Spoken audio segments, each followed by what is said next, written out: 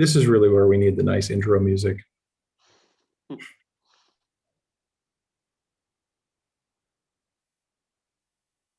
Okay.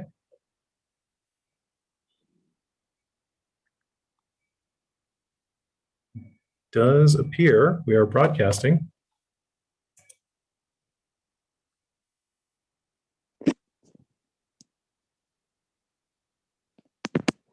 Although Twitch is telling me we're offline. Takes a few seconds. There we are. Great. I'm going to make that go away, so I don't have to look at myself. Except here. Welcome, everyone. My name is Matt, and together with Jacopo and Jennifer, we are Cinema of the Damned here in Amsterdam. And we're really happy to have our panelists here, and also those of you who are joining us here in the meeting and also on our Twitch stream to talk about today's topic, Screening the Future, which is a discussion about post-pandemic cinema. You will notice some optimism in that title, that there is a post-pandemic coming, hopefully very soon, and that there is a cinema on the other end of that. And the reason that we, of course, convened this group of people to talk is that these are all people who have been very active throughout a most extraordinary year. And we're going to introduce each person in just a moment, but I just want to tell you a little bit, those of you who may not be familiar with us. So Cinema of the Damned started out as a programming collective back in, I think, 2013, 14. And in 2017, we took over the cinema at Overtome 301, where we ran a little funky cinema for a few years. And our own journey is, is probably similar to a lot of stories that might be told about this past year. We struggled our first year to learn how to run a movie theater. And in our second year, we just started to break even. And in our third year, we said, okay, we're going to go to Berlin and we're going to talk to distributors and we're going to get some deals made and we're going to take this thing to the next level. And Jacopo will remember this. We went to the festival, we talked to some folks, and we saw a bright future ahead. And then we returned back to Amsterdam, and 2 weeks later, all cinemas were shut. And this was obviously a big blow for us as an organization. And like many of you, I think we waited to see what was going to happen and what kind of possibilities there were going to be. And we, of course, experimented with online programming, which we were still doing. But essentially, like many organizations, we found out that it was neither going to be financially possible nor safety-wise going to be likely that we could run a cinema in the short term. So in October, we closed our physical location, and we've mostly been doing online activities. So I think our story is probably not unique, but it's important just to get a sense of how we ended up here, because we were pretty close to having a sort of more long-term operation in Amsterdam, but this pandemic is simply a factor that we have no control over. And all of you probably know that running an independent cinema, even in the best of times, is financially uncertain, and that people sometimes have better things to do with their time than watch challenging movies. So it was always going to be a challenge for us, but this particular year really threw us a curveball. So I don't know, Jacopo, maybe you can talk a little bit about how we ended up convening this particular talk. Yeah, so around 1 year ago, when we closed the space that is behind me as a back of me, now you can see the theater that we were operating. 1 year ago, I started sending emails to people operating similar spaces around Europe. So I reached out to Star in Shadow, I reached out to Zoomzeich and other cinemas around Europe to understand what their plans were back then, when we knew very little about the pandemic and how the future months were looking like. And And yeah, of course, at the time, everyone was very confused, and the conversation back then was mostly about state relief measures that were implemented in each country. So basically, everyone was telling me how their country was going to react, how much money they were going to receive, and if this was going to be enough. No, but how bad the situation was. So this year, well, basically a month ago, we started to reach out to some people and more to reflect what was the mood 1 year later. For us, a lot had changed. As Matt said, this space doesn't exist anymore, but many things have also started in the meanwhile, which we could not see 1 year ago. So there were new streaming platforms, new hybrid events, festival took a new shape. Also, regular cinemas were trying to differentiate and do new kind of events online. So even though that kind of hope that we had maybe 1 year ago of starting again 3 months later has gone, now maybe a new kind of hope for presenting cinema, proposing cinema programming has started in a different shape than we expected. So we wanted at this point to make a panel not only of exhibitors, but of exhibitors and distributors and festival organizers to reflect better how the landscape has changed and how some of these actors that may have felt about their job differently 1 year ago now are basically doing a slightly different job and are seeing slightly different future for themselves. Very glad that all of you made it. Unfortunately, we were supposed to have also Marina from Wolf Kino in Berlin and the director of the International Queer and Migrant Film Festival, Chris Belloni from Amsterdam as well. But I'm sure they are gonna see this conversation and react at a later moment. But maybe I would like to start, and as already mentioned, with an overarching question, which you can decide if you want to take personally or institutionally, which is what this last year has meant for your profession and for yourself. What has changed in the last year? How will you see the place you're at now in comparison to the beginning of the pandemic, for example? So maybe we could start from another exhibitor, just like to go from the physical to the virtual. And maybe we can start with Christo, who is Christo Waters is a film programmer and cinema activist from Newcastle upon Tyne in the UK, founding member of Star and Shadow Cinema, which is a cinema and a music and alternative culture venue in Newcastle. He also set up a New York film retreat, Losing the Plot, which is now in its 8th edition. And whenever the pandemic restriction will allow, will resume its operation. Chris is also an active member of Kino Climates, which is a network of alternative cinemas. And he started a zine called Film Of, which is a way of generating group dialogue around alternative cinema culture.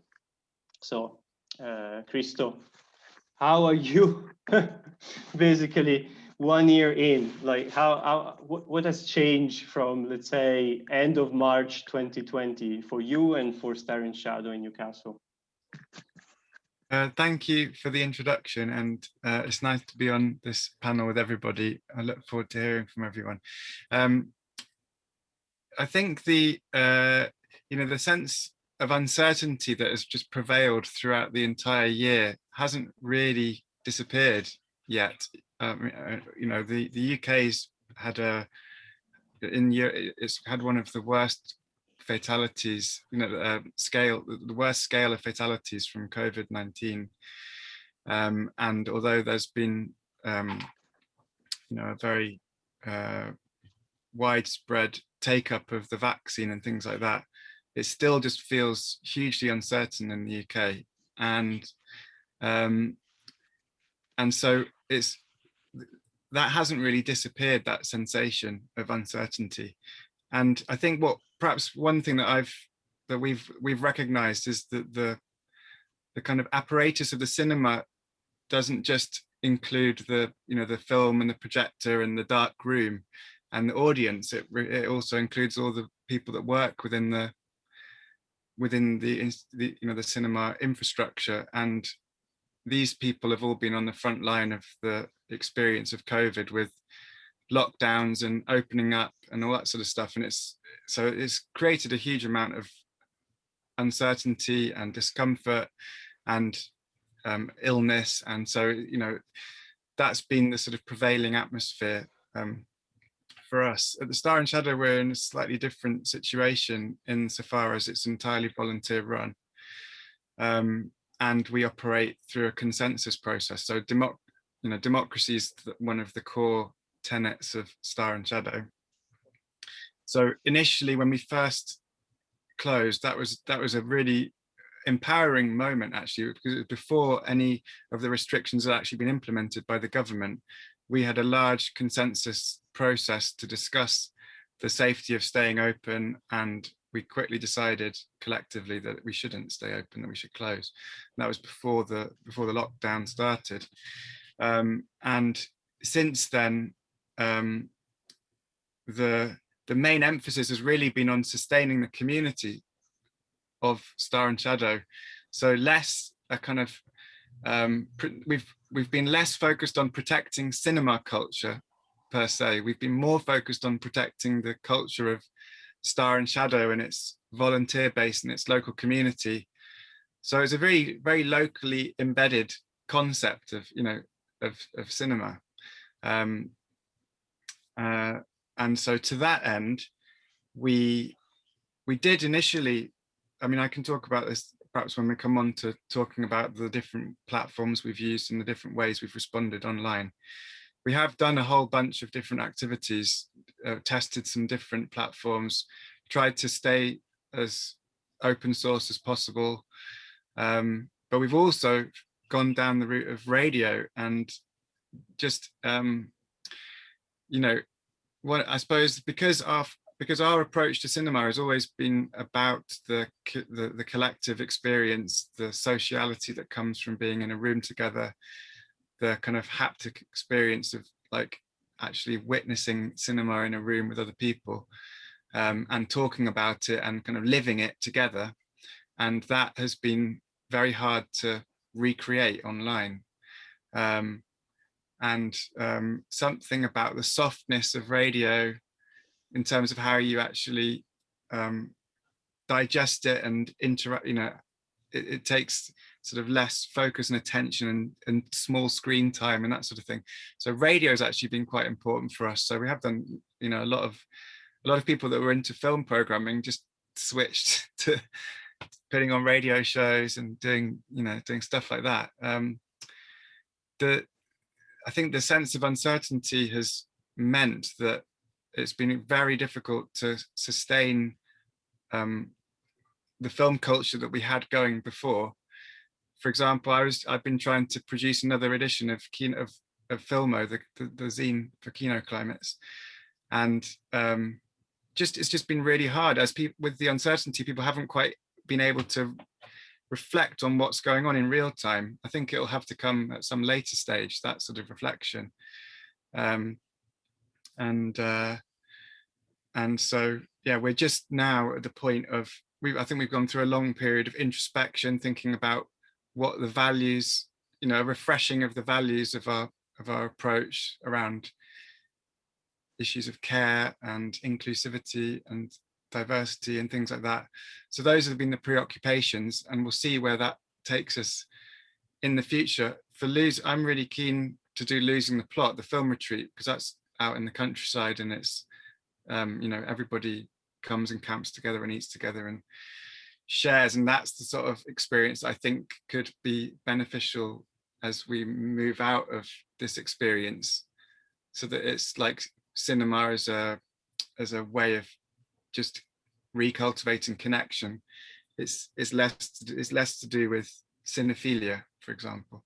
So that's my sensation of what's been going on anyway. Over to somebody else. Great. Perhaps we'll hear from Ellie next. Ellie Louie is the co-founder of Final Girls Berlin Film Festival, which showcases horror directed, written, and produced by women and non-binary people. The festival launched in late 2016, and part one of their festival this year went online in early February, and part 2 of the 2021 edition is hopefully happening Halloween weekend at a cinema in Berlin. Ellie is based in Berlin and works as a translator, editor, and filmmaker. She has a podcast called The Bend, where she chats with people about their life transitions, and is currently working on her feature-length documentary debut, The Everyday Schizophrenic.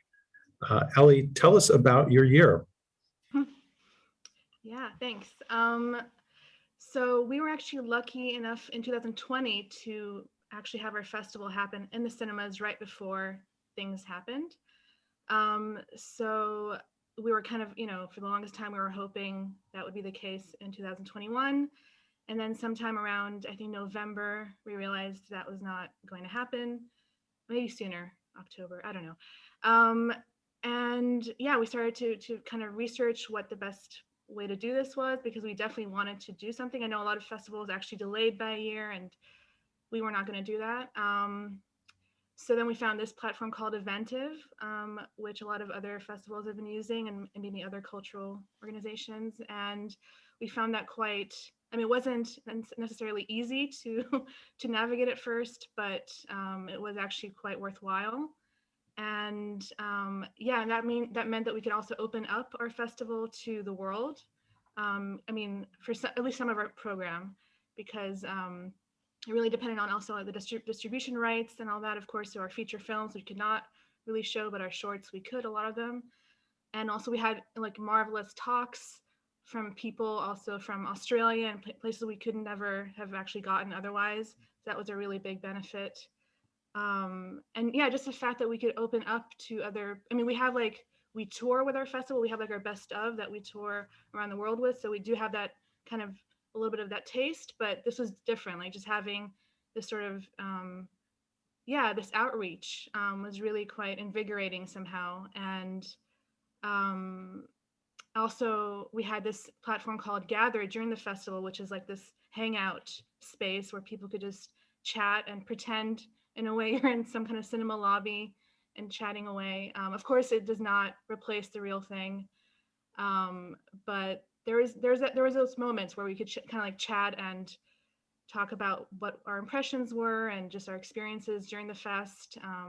And also with the filmmakers as well, like all the filmmakers were even more eager than usual to come to our Zoom Q&As and participate, and because everyone was of course like dying to talk about their films.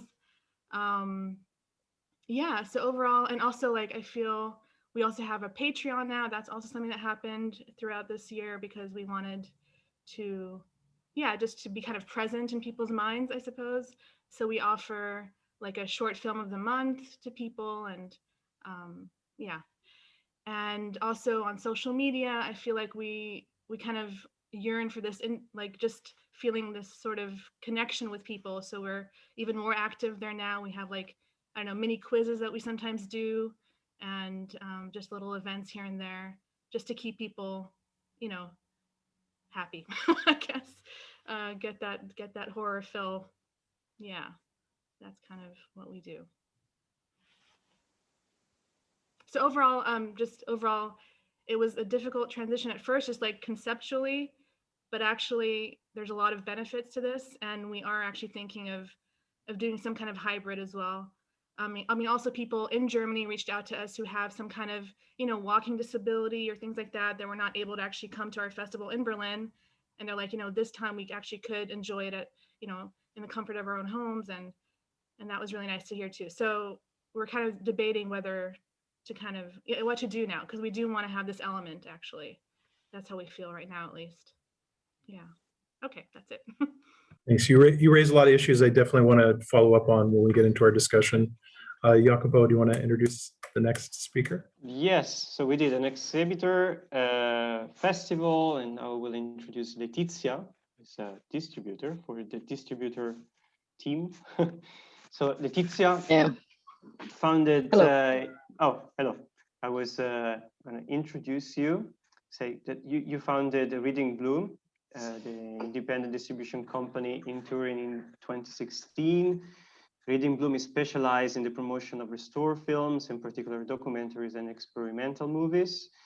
Reading Bloom distributes movies by authors like Samuel Beckett, Ross Littman, Shirley Clarke, Charles Bartlett, and has recently distributed in collaboration with Rodaggio Film, The Disappearance of My Mother by Beniamino Barrese. So Letizia, it's Hi. up to you now to tell us your year. Yeah. It's not simple to, first of all, I'm very pleased to be part of this conversation with you. And so thank you for the invitation. And it's hard to explain, but I think everybody knows how hard it has been this year in the field of the movie industry. One of the things is that for me, I mean, I founded an art house distribution company. So this has been hard since the first day, you know. It's not just during the pandemic, during this year. So for me, this year has been important to reflect on several issues that are part of the the market, the movie industry, not just during the pandemic year. And I said, like I said before, in speaking and talking with some friends in this field, I feel that the distribution is an invisible job, you know, like many other job in the industry. Maybe the sensation is just my sensation, but like Christo said before, there are so many people in the front line, so many people that are facing big problems right now. They are invisible. I mean, this is the big theme for me.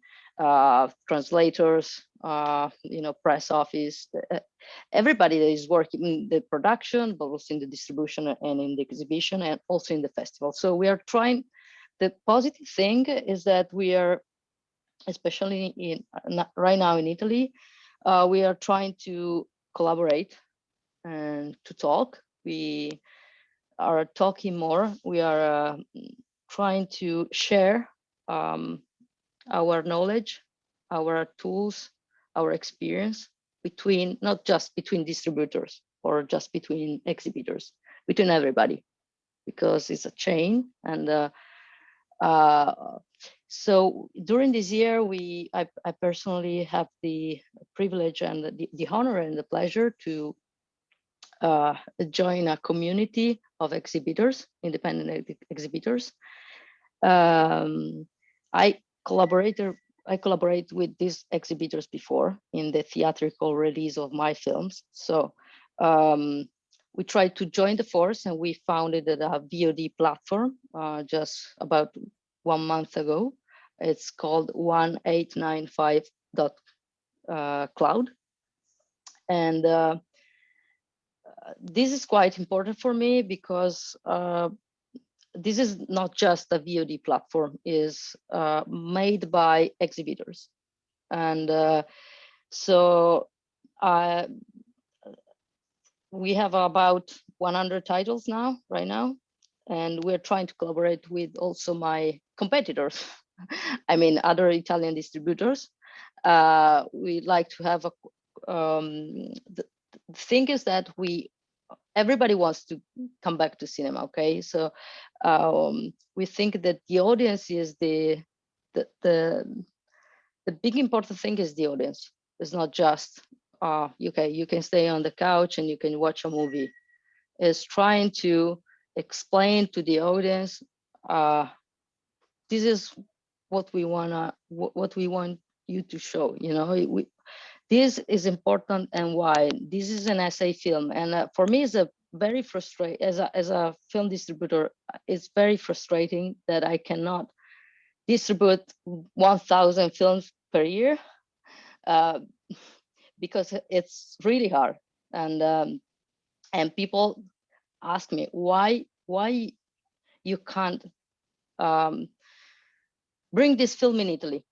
And there are so many issues why you cannot show films from film festivals. And this is really a frustration for me. So during these years, I had to postpone about 3 or 4 films that I had in my catalog and that I acquired.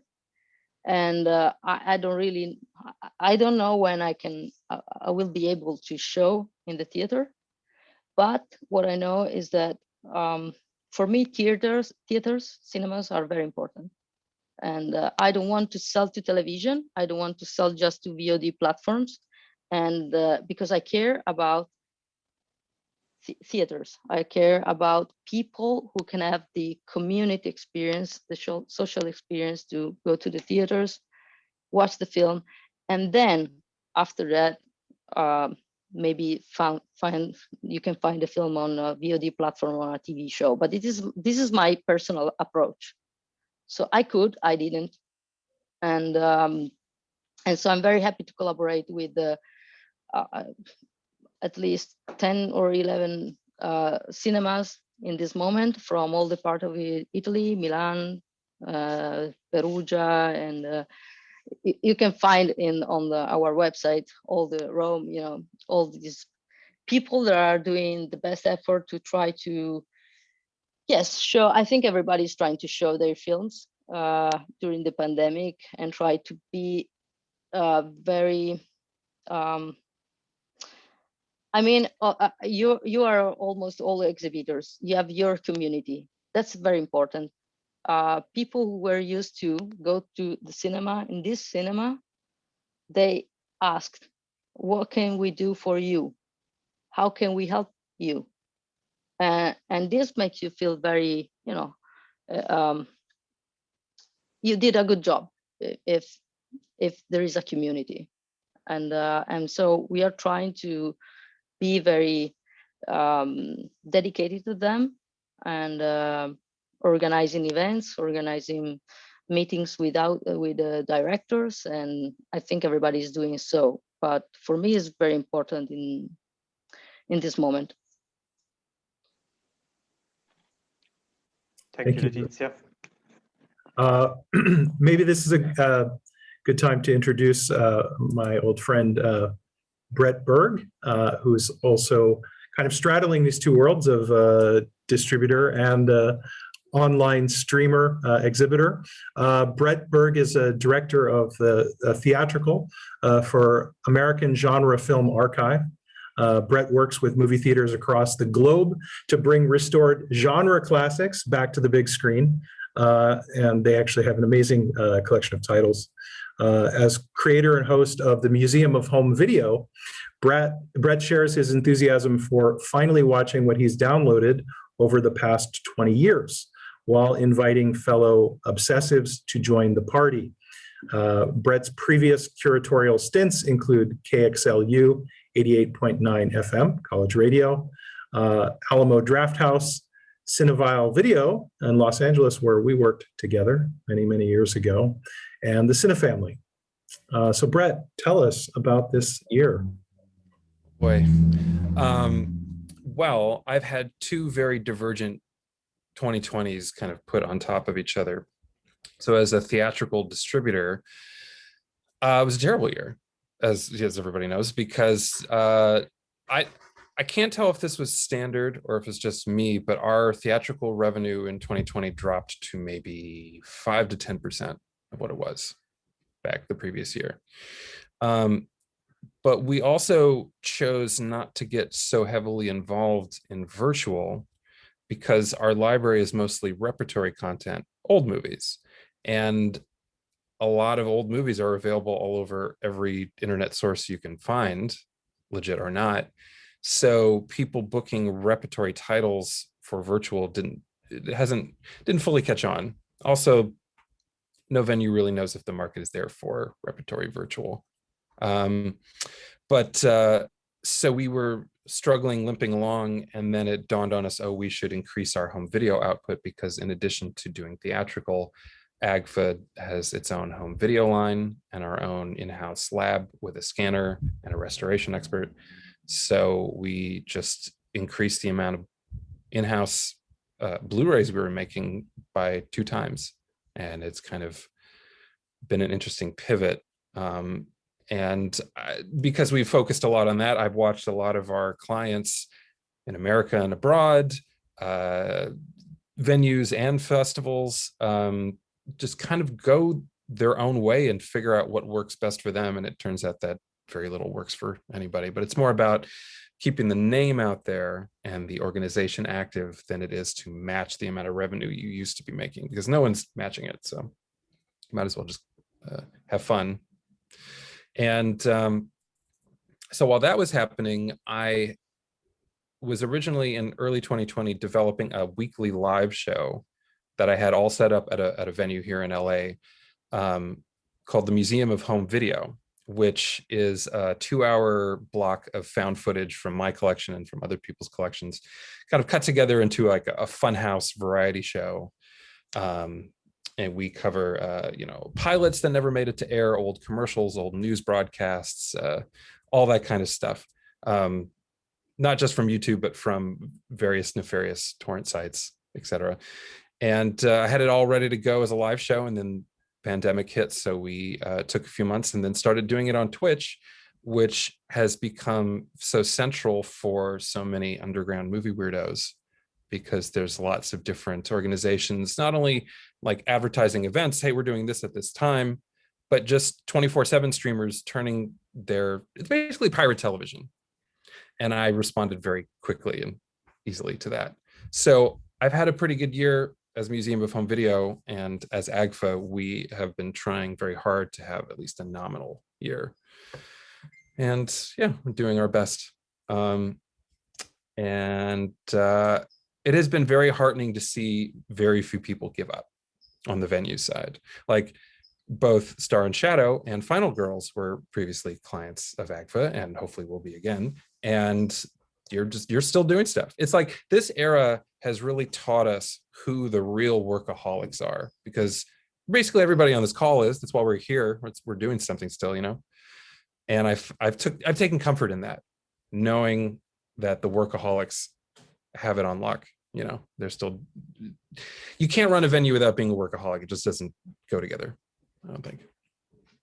It's a long rambling answer to my 2020, but that's how it's going. That workaholic note really resonates. Yeah. I mean, it's like if we wanted to stop, we would, but we can't. So here we are. Thank you so much, Brett. I will now like to introduce Albert. So Albert Trevino Massot is an experimental filmmaker, exhibitor, and audiovisual programmer, and founding partner at the cinema Zoomzeit Cooperativa, where he is currently working as a coordinator and is part of the programming team. So welcome, Albert. And please tell us how your year was and how the Zoomzeit team, let's say, year was. Yeah, well, first of all, thank you for inviting me and inviting Zoomzeit to this very interesting panel. That we can see that we are from different parts of the world, but we share same or similar struggles. 2020 was a weird one, but first of all, that we needed to do was to learn how to adapt to all the changes that the year was bringing to us, and also to adapt because here in Barcelona the cinema situation it's really bad, especially the small and the independent cinemas, because I think we can count with one hand how many independent cinemas we are in the city already. We in the past 20 years, the city I think has lost like 20 or 30 cinemas. So Barcelona is almost arriving to a point that it's going to be a cinema-less city. So that's a shame, and that 2020 helped this situation get worse. But saying that, I feel bad for saying this, but for us it was not a bad year. Of course, economically speaking, it was a really bad year, because we had, I think, less than 50% of the revenue that we had in 2019, and that cut over. We had we started the cooperative in 2016, and since then we had a positive progression over the years. So 2020 just destroyed that, but we managed to survive, because we have like a very good deal with the property of the cinema, so that helped a lot our situation. But as some of here were saying, we focused on the two main things that we think it's important for small cinemas, or even for the future of cinema exhibition, that is the community and the experience, and the physical experience of going to a cinema. Here the lockdown in Spain was the 13th of March, so 1 year ago, last week, and we closed until 4th of September. So we were almost 6 months closed. That was, I think, we were the only cinema in Barcelona that we did that, because all the cinemas, I think, reopened on June. But we decided to close on the 4th of until 4th of September, because all the distributions and films that we managed to assemble for the summer, they all decided to move it to autumn.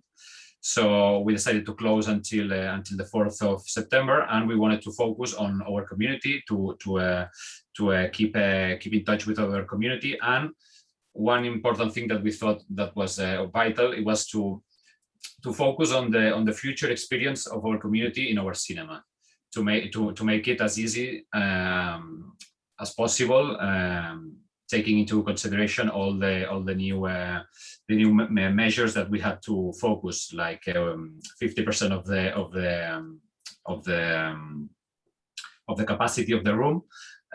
We have curfew at 10 p.m.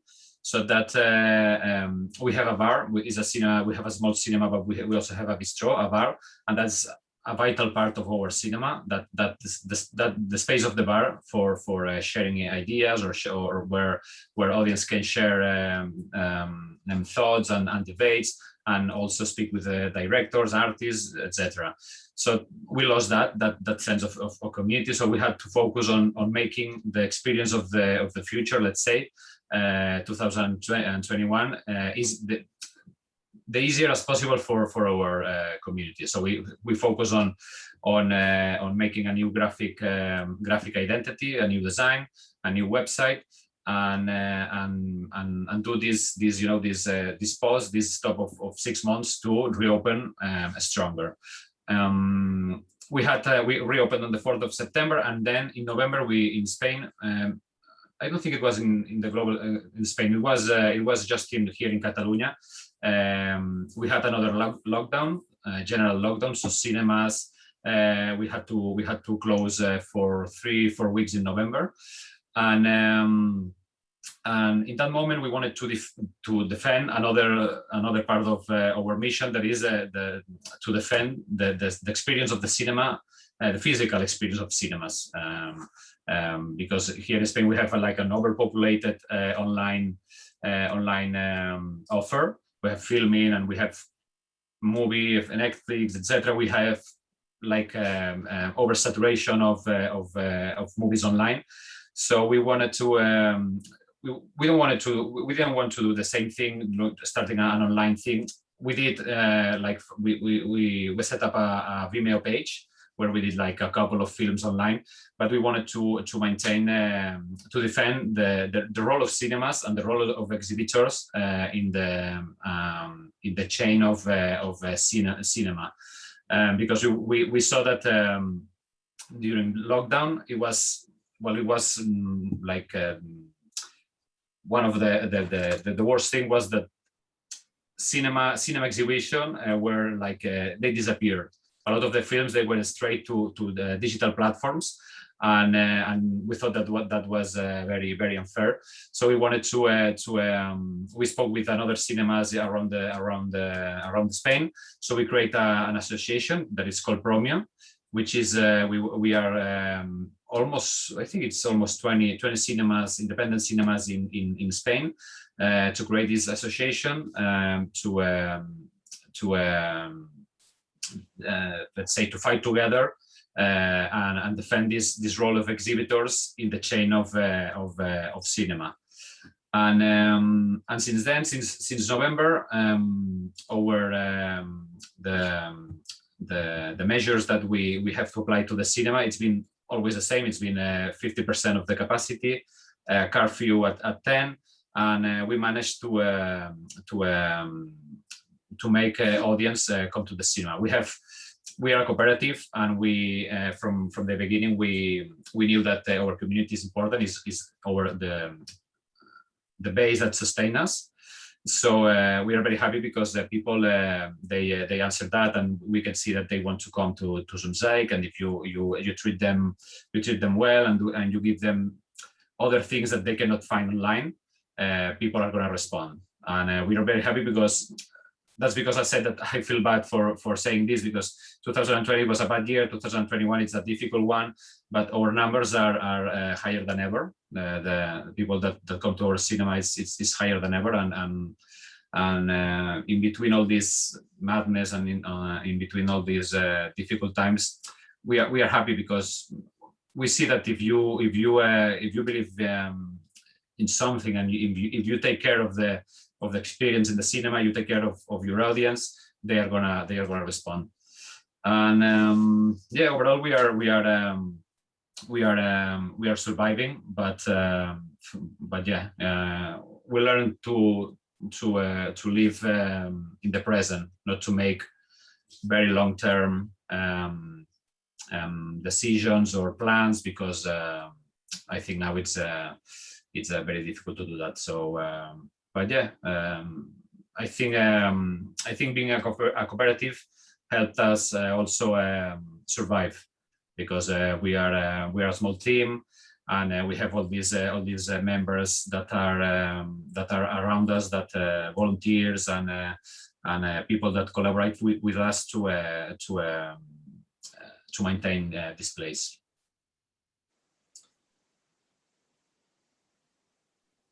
Thank you, Albert.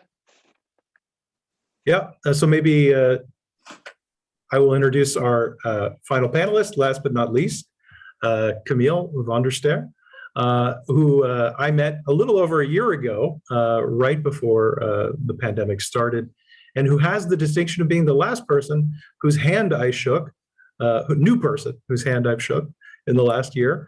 And I think we even emailed each other and said, were we supposed to do that? But so I'm nostalgic for when it was don't shake hands, right? So Camille was born in 1964, not far from Amsterdam, where he moved in 1982 to stay. He's an active member of the local subcultural community in the 1980s, involved in independent music, radio, and video.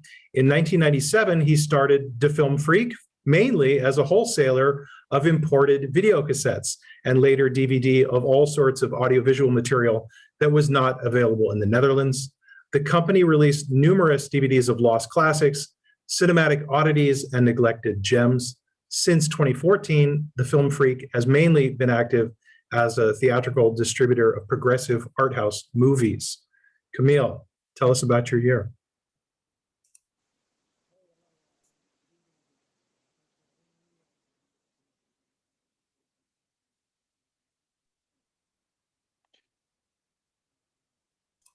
Oh, Camille, we can't hear you.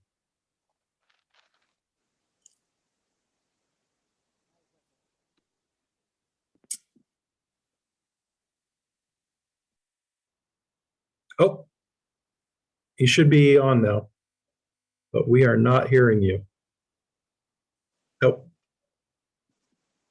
You might need to open up the audio settings in Zoom and select the microphone.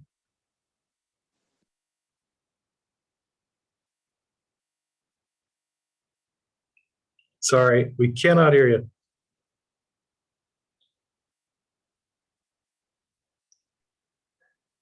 Okay.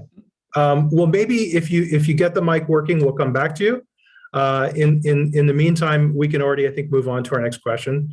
And this is sort of like building off of most of what people just said in their responses. And maybe I'll just talk about this personally for a moment. When the pandemic first started, of course, not only did we shut down our cinemas, we immediately shut ourselves inside of our houses. And in my case, that meant shutting myself up in a little apartment with my cat. And what I found almost immediately was that going on Netflix wasn't very satisfying, or watching a movie on a streaming service simply wasn't doing enough for me, right? That some crucial component was missing. So we, of course, did a lot of early experiments, like I'm sure a lot of you did, with watching movies together using some kind of software and talking on Skype, later Zoom. But this social aspect of watching movies became very, very important, maybe in a way that it hadn't before, right? Like as someone who ran a small cinema, we were always nervous when people were talking too much in the movie theater, but suddenly I felt like I missed that. I missed other people when I was watching things. And so we really, partially out of being inspired by what Star and Shadow was doing, we started looking for ways to make this more social. And we eventually launched our Twitch channel and brought in the chat and started doing Zoom intros and this kind of thing.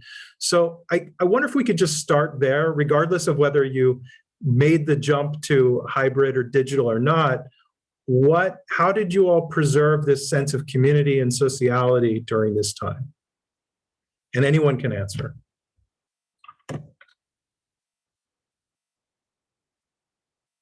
Yeah, Christo, yeah. Yeah, I'm happy to start, just because in a way we did try to respond, or we intuitively responded very quickly. I think because that's just the way we tend to work. We just it's a very DIY approach. So if you come up against a problem, you just go, oh, right, how are we going, where are the tools? Let's just start experimenting.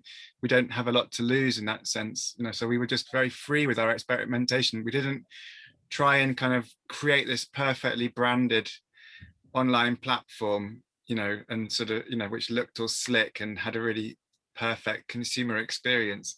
It was just like, oh, great, another environment to just explore and learn and try out, because again, the nature of our cinema is like it's a very big number of people. It's really anyone who's engaging is a part of the cinema. It's not like a service model in that sense, although it still has those attributes. So we found MetaStream, which is an online platform. It's an open source software which is great for anything that's not behind a paywall. And so we started using it for things like anything on YouTube. You could just very quickly collaboratively create playlists, and you had the chat down the right hand side, so it was all text chat. So it was good fun because it felt experimental, and we were all learning together. So that was good. But at the same time, we were very, we tried even to do something because the rights issue was the thing that we hit a brick wall right at the beginning. We sent emails to quite a few different distributors. This was in like March, April last year, to find out what the deal was with certain titles. And so, for example, we'd really wanted to screen Bacurau on its initial release, and Mubi had it. And so we did manage to get Mubi to let us show it using MetaStream, but it meant that everyone had to sign up to Mubi. It was a very convoluted process. We ended up having about 15 people watching Bacurau together, which felt kind of, it was nothing like my experience of seeing the film at Rotterdam Film Festival in a massive cinema on a massive screen, And so then we thought, well, maybe we should be approaching filmmakers more directly. And so we've got a very good relationship with another cinema in Bristol. And so we started talking to them about what approaches they might be using. And we settled on open broadcasting software and a project called Open Streaming Platform, which is another really useful streaming. It's mainly used for gaming, really. I mean, I haven't seen that many instances of it being used for just screening films, but so that's been really useful because it's a very democratic platform. You can create channels. It's a bit like Twitch in that sense, but it's, you know, you host it on your own server. So it felt like we were still retaining that sense of autonomy. And, you know, it's so hard to insulate yourself from just the mega corporations of Amazon and Netflix. And so anything, you know, that was where we were sort of investing our efforts. So yeah, we've been using Open Streaming Platform for a while, and it's great because you can really stream anything. I mean, because it was so hard getting information from distributors, I have to say that Brett, the AGFA was the unique instance of a distributor just saying, yeah, we've got stuff, you can show it. So we actually had a lot of conversations about films from your catalogue, but I think just because of this sense of uncertainty and difficulty in knowing who's out there and what types of event you can create and confidently create, we just never quite had we just never could quite convert that research process into actually screening films. But yeah, we thank you for your you're welcome. And I never take it personally when a venue at this time is like, we're trying to figure it out, and then they end up not booking anything, because that's where most people are. Yeah, you know, so that's fine. But yeah, so in the end, it was very useful for things like screening short films by students who didn't get to do a degree show or show their films at the end of their course in last summer. You know, that we did a couple of different screenings of those sorts of films. It was used by the community even for funerals, stuff like that. It was like very, you know, it was just located in the needs of the community through the year. And so yeah, that's the most regular thing that's happened at the Star and Shadow is this is a kind of martial arts film screening once a month, which has had a really positive, you know, it's had a really core group of people around it, and they've had a great time sharing that culture. But again, those sorts of things are outside of conventional distribution catalogs and rights police and stuff like that. So it's been a bit easier, but anything else, it just feels a bit at the moment like, oh, it's too complicated. Yeah, so that's where we've been putting our efforts anyway. Thank you, Christo. So Camille, we have picture. Do we have sound? I don't know. Yes, we do. So yeah, let's put a pin in this discussion about the social nature of cinema. And Camille, just tell us, how was this rotten, extraordinary year for you? Yeah, first of all, I'm really happy to meet you all. You're a wonderful bunch of sweet people and dedicated, and I enjoy meeting you all. And it's hard for me to distinguish the last year between business and personal, because I think we all had the same experience that life has just changed so much, and I assume many of you, like me, are very accustomed to attending festivals and meeting all these film people and talking about cinema and having little chats about art and beauty, and all of that is gone. And for me personally, I've been spending so much of last year and certainly this year in almost complete isolation. And of course, I have my social contacts and I see my friends, but this whole work part of life has just just vanished, and I must honestly say that I'm suffering from this financially, but also emotionally, and I'm just really having a rough time, and I really want things to get back to normal. And yeah, there's options, you know. There's an inclination to switch to digital, to VOD, and as Matt introduced our company, we started out doing a lot of home video and importing stuff and shifting units around, and producing DVDs and making things available. But now, since the last 5, 6, 7 years, we've mainly been a theatrical distributor, and I still enjoy nothing more than seeking things of beauty at festivals and stuff that people send me, and trying to bring that to an audience here in the Netherlands. We're based in Amsterdam, and it's rough that this doesn't happen. And I'm sort of a one-man company now, where it has been very different in the past. We had a larger operation first, but now I do things by myself.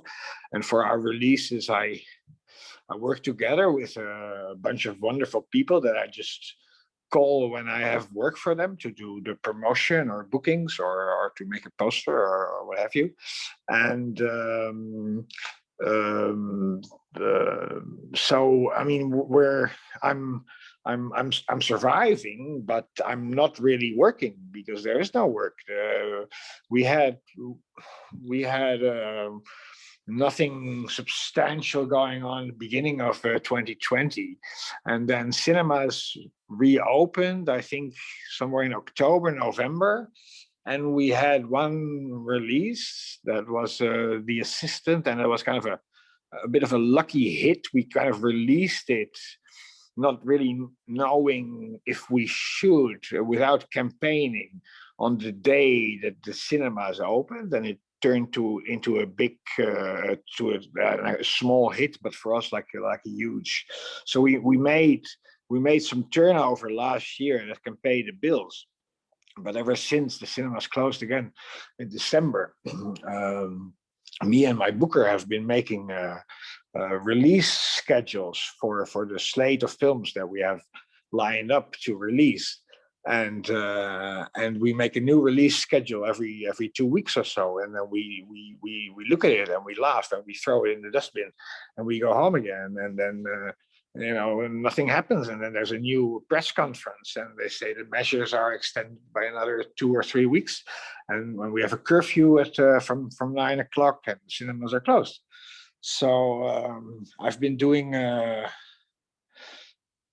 some other stuff. I've been working on publishing a book, and I want to move into.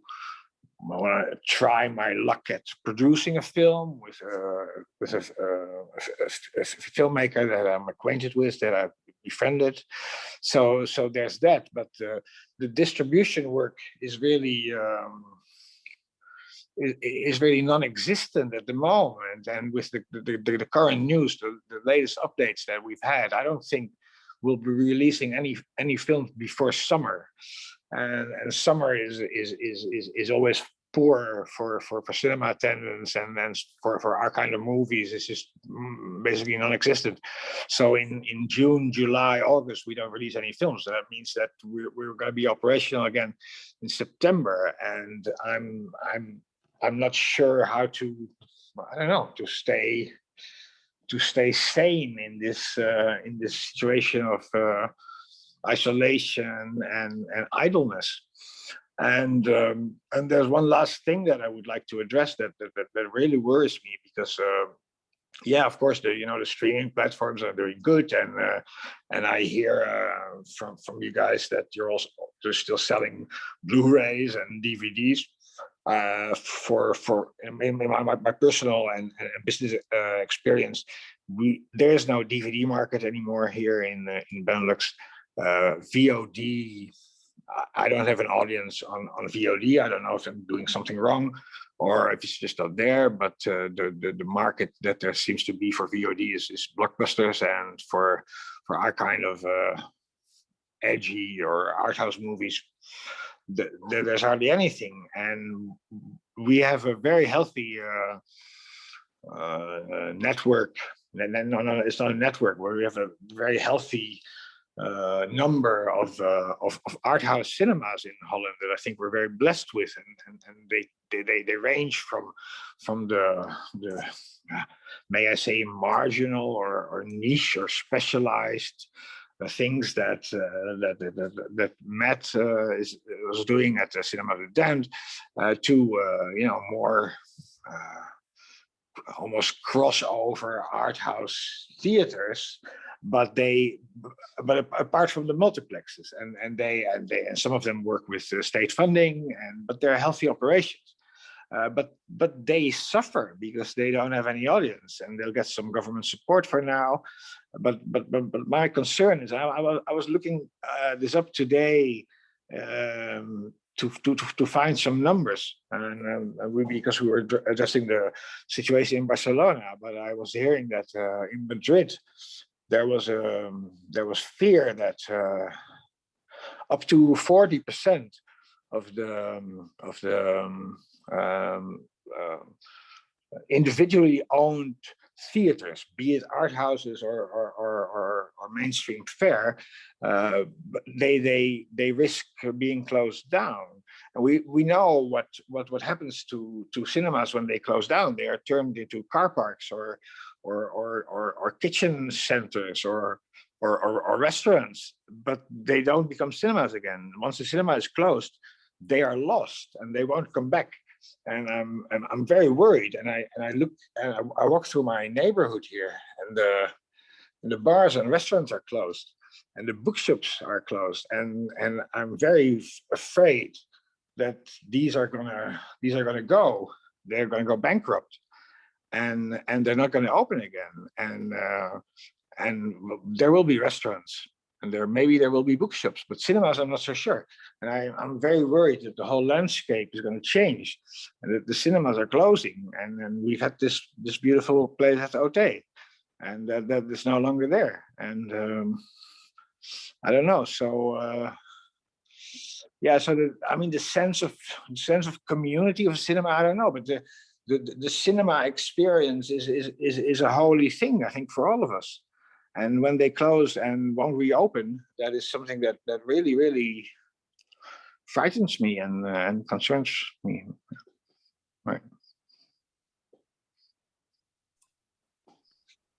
Thank you, Camille. So maybe if anyone wants to either respond to some issues just raised or talk more about the question posed initially. Anyone have any thoughts on this? Yeah, Jen. Yeah, I do. I mean, so I'm coming at this a little bit more from the perspective of a supporter or an audience, because I have to say, at the start of the pandemic last year, I fully backed away.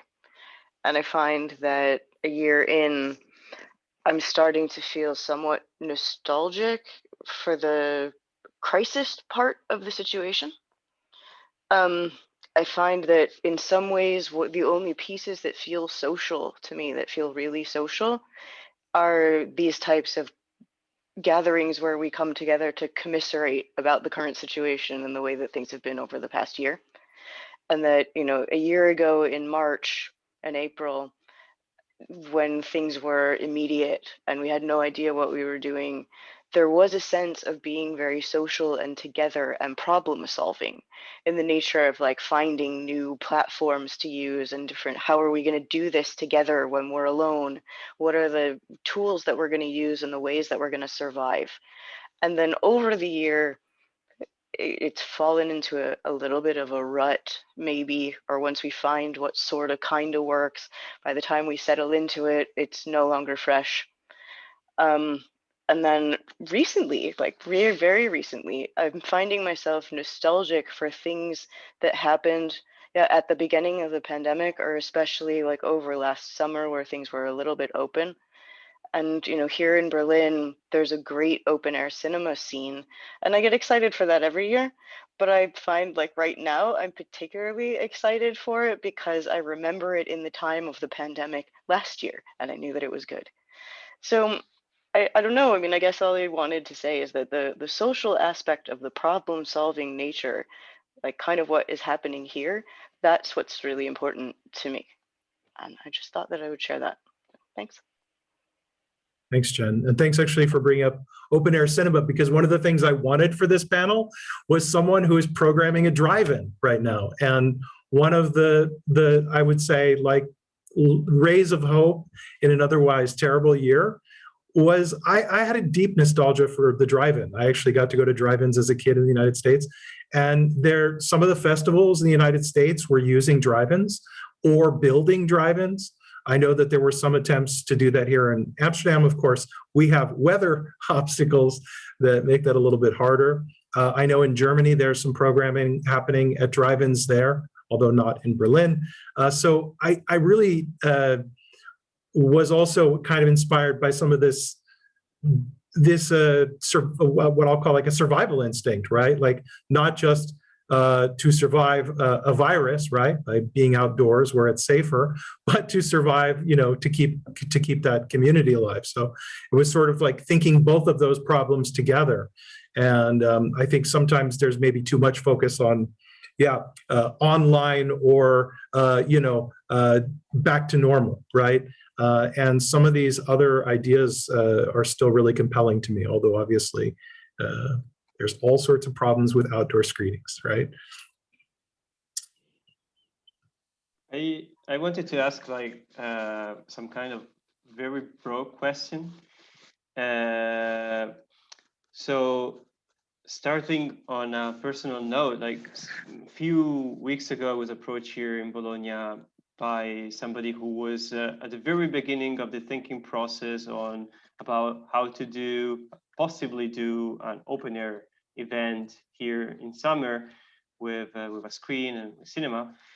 And immediately I caught myself into thinking back in my programming head, which I left a few months before, and it was a different head in that case, not just because I was in Italy and no longer in the Netherlands, but because everything around me had changed. And if I had to pick a kind of film program or a kind of film offer, I had to take that into account. So even if I had to freely choose between anything at all, I was wondering, would I go for a program of a mood that is what I used to program? So again, like Cinema of the Damned, Art House, Eden, Weird, this kind of selection, or I would just bend to the need for escapism, the sim to take the lead in like the streaming or like the TV charts, which is the only thing we can look at now in this month. So like my question to all of you is, do you think there are going to be programming changes in the post-pandemic, if we can hope for one, cinema offer? So is something is going to change? Is going to lean towards something more, I don't know, either lighter at the very beginning or more eventful, in the sense that there are going to be more event projections, for example, event screenings more than in the past, because you want to cultivate the sense of community as much as you can, so that you start to abandon more like normal screenings and go more towards event screenings. Does this make any sense to you? This isn't really answering your question per se, but it just reminded me that in our parts, we have part 1 and part 2. And part 1 that we just showed, we had short blocks that focused also on like cyber horror, like, you know, the digital, and also isolation. We had an isolation short block. So these are things that are relevant to our lives now, you know, and we kind of purposely chose those topics now. And in part 2, that's not going to be like COVID kind of in the air is not really what we want in October. So I feel like we kind of want to be beyond that, you know. It's not going to be lighter though. That's not what we're about, but yeah. good to hear.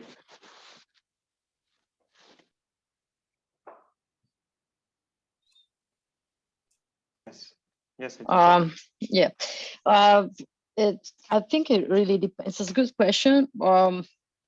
Personally, as a film distributor, I don't like events, you know, like just because if you, I mean, if you're a film distributor, you want the film to be shown, you know, and not just be shown for an event just one time, you know, in a city. This is really difficult, especially for art house films. And as we know, I mean, Camille said something which I'm really related to, you know, in terms of being a film distribution company, work maybe alone or with a bunch of people and try to bring a good quality films in your country. So I don't know what will happen in the future, but as also Albert says in Barcelona, yeah, the problem is that the film distribution company now have a lot of films, I mean, and they are trying to predict when is the best possible way to show these films and to release these films. So some of the film distribution company just want to say, okay, we do the, how can I explain to you, some technical release, just to say we release the film and we get money and we get fundings. It really depends on country, okay, and on fundings. I don't think this is the aim and of an art house film distribution company, okay. The aim is try to bring the film to an audience, first of all.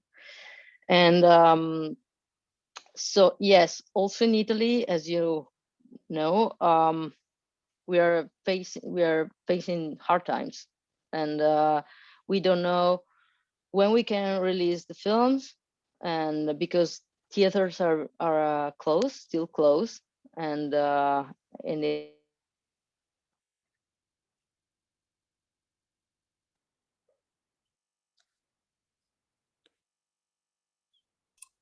Titia, you've frozen.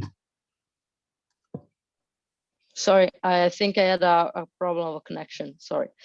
So it does not depend. We are talking with each other just to try to understand, and everybody are postponing film releases.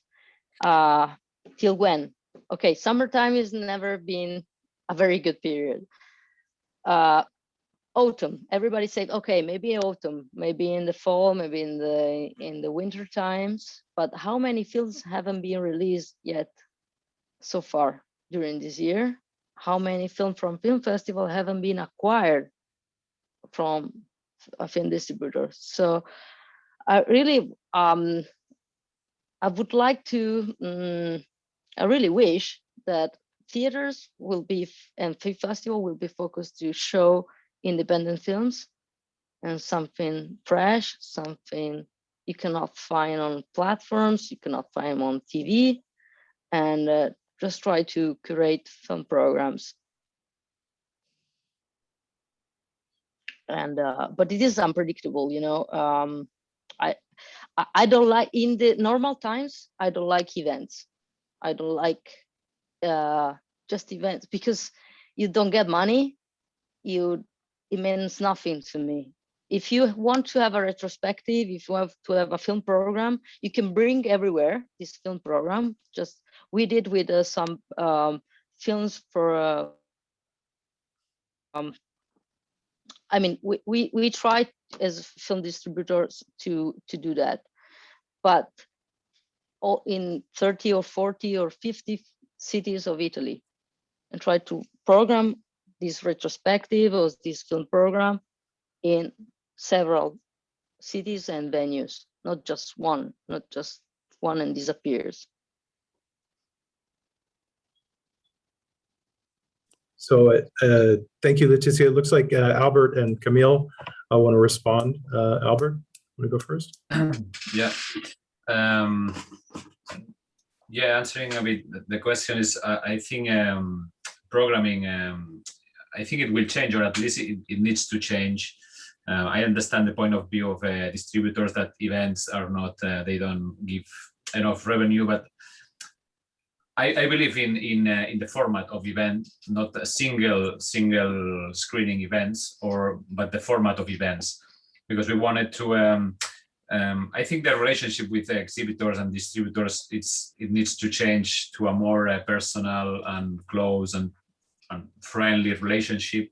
We are very lucky at our cinema to be working with a lot of independent distributors that are in the same, let's say, in the same page as us. Like they believe that the cinema experience is the more important, and they believe that on independent cinema, and I think they also understand that in the role of exhibitors is very important, so they need to take care of that as well. And what I was saying is that I think programming is going to change, at least, or it needs to change to a more personal or let's say a more complete experience for the viewer. We cannot be showing the same things as you know, in the VOD platforms.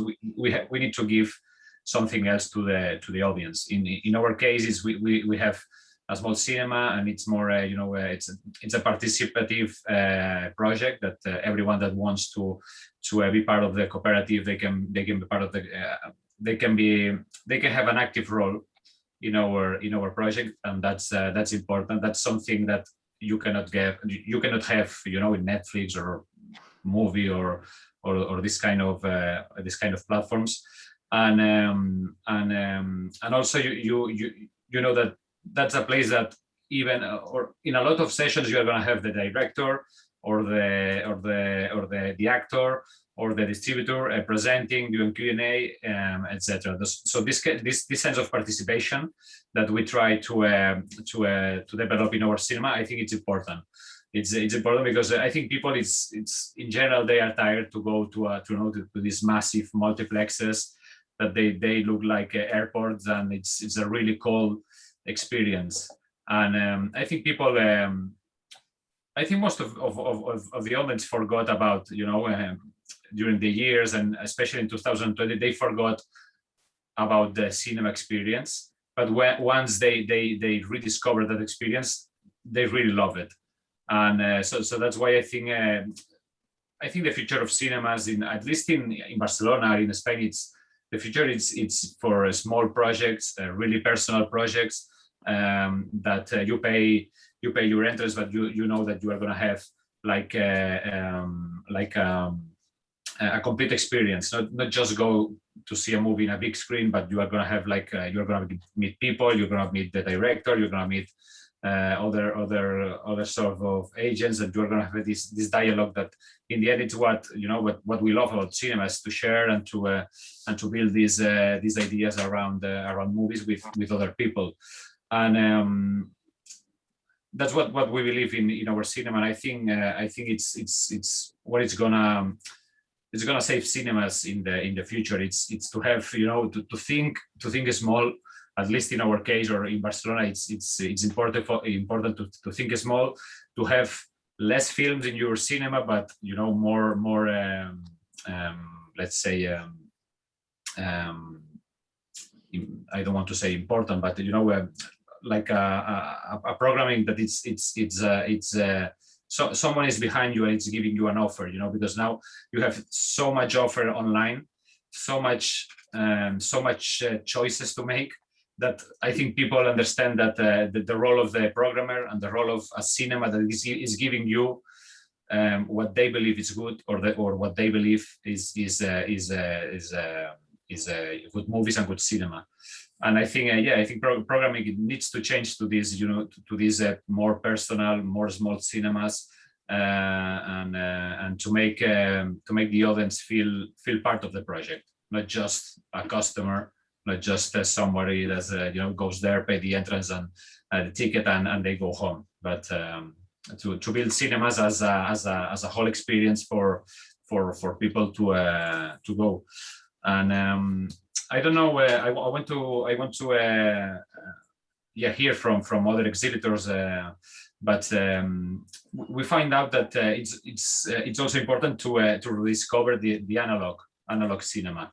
We in our cinema we have 35 millimeters Super 8, 16 millimeters projectors, and we found out that that people it's almost like similar that people forgot about the cinema experience and they are rediscovering it now. I think there's an audience that they really miss the analog experience, the original cinema experience, and we organizing events or organizing screenings around the analog 35 millimeters or 16. Most of them are experimental filmmakers, but we also started doing programs on classic films or independent films on 35 millimeters, and we found out that people also miss that experience, original cinema experience, let's say. But yeah, I think it's exhibition. It's changing. We have the VOD platforms and all these problems, but I don't think that's the main problem for cinemas. Also, a lot of multiplexes, they blame on VOD platforms and Netflix and all these sort of platforms, but I think the problem is inside each cinema, and they need to rethink what they are giving to their audience. Albert, I can confirm, by the way, that contemporary audiences love seeing 16 millimeter screenings, because when the projector breaks down, it's fun and quaint as opposed to annoying. Like when a digital projector is on the fritz, nobody is forgiving. But if like a frame burns in 35, everyone's like, oh, cool, because they're reminded that they're like part of some like ephemeral experience. I think that people understand that. They realize that cinema used to be an image, a physical image, and that it's so fragile that it's going to the cinemas. It was like almost like a magical, experience, and also we found out that also that they like that experience of let's say warmness. Of the projector running. We run most of the projectors. We run it on the inside the screening room.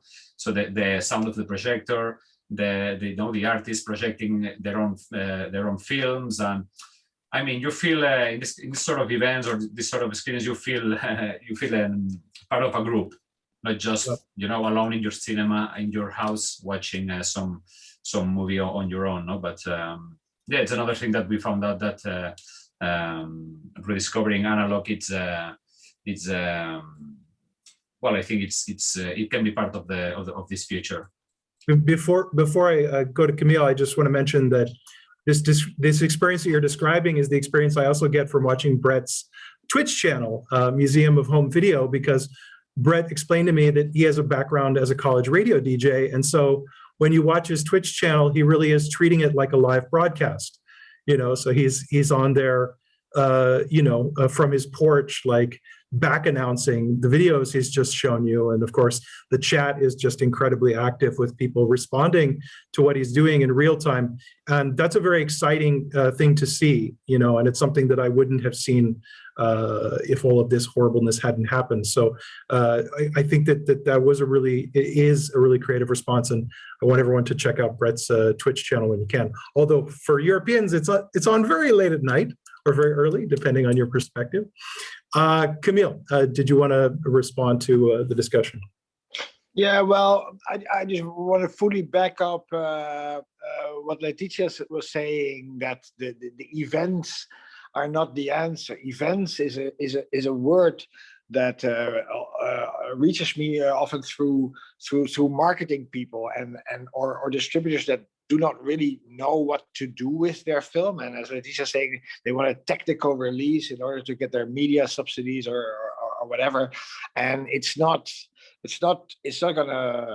gonna solve anything. And as Jacobo was suggesting, do we as exhibitors maybe need to change our approach? I say, good heavens, no. And the last thing I want to be or come across as is being nostalgic or idealizing the past, but going to a cinema really is a sacred and profound experience, and I'm not sure that the community aspect of that is so important. I remember from the age of 16, I would hitchhike to Paris, because the offer in cinemas is unparalleled in the world. I would buy the official spectacle, and I would go and I would walk through the city, and I would go to maybe 2 or 3 cinemas a day. I would buy a ticket. I would go see the film, and then maybe eat a sandwich next door and have a beer. And I wouldn't share that with anything. I would just be by myself. And maybe it's being part of a group of people that does that. But by all means, the going to the cinema, buy a ticket, see your film there, and go do something else. Whether you do that with a friend or by yourself. I mean, I don't want to see that perish. I don't want to see that disappear from cinema. And I don't think if cinemas or distributors are suffering, that is painful, and I don't know how to solve that. But events, I don't think, are the answer, or alternative programming, or enhancing the experience. I'm not so sure what needs enhancing. What needs enhancing? What can be better than? I'm repeating myself, but going there, buy a ticket, see your film, and walk out and think about what you've experienced. That's what I have to say. Camille, maybe we could just frame this a little bit differently, because we often wondered at Cinema of the Damned if we were not an event cinema, in the sense that most of our programming was like we would show the movie once or twice at most, right? But maybe we could reframe it that there was an expectation of an answer as to why you were showing something, and not just because it was the latest movie that was being offered by a distributor, right? So at least, and this is something that people are still asking for when we're showing movies on Twitch, people still want us to introduce the film. So there's an expectation that not only has the introducer seen the film, but they have some reason why you should watch it.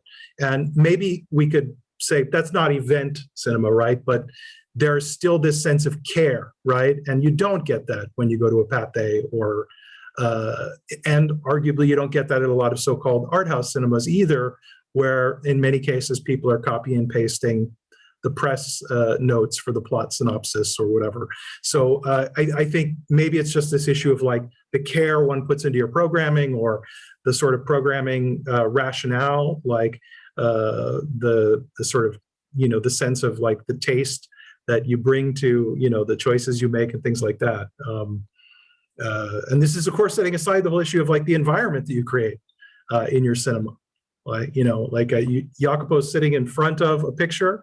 Our cinema was half couches, right? So this was a very different kind of pitch. And my cat would often go and sit at your feet if you were lucky enough to be blessed by his visit. So, I'm not saying every movie theater should do that, but I think that those are the kinds of things that might make someone come and take a chance on an otherwise challenging film with us, than simply download it at home or not go to the movies at all.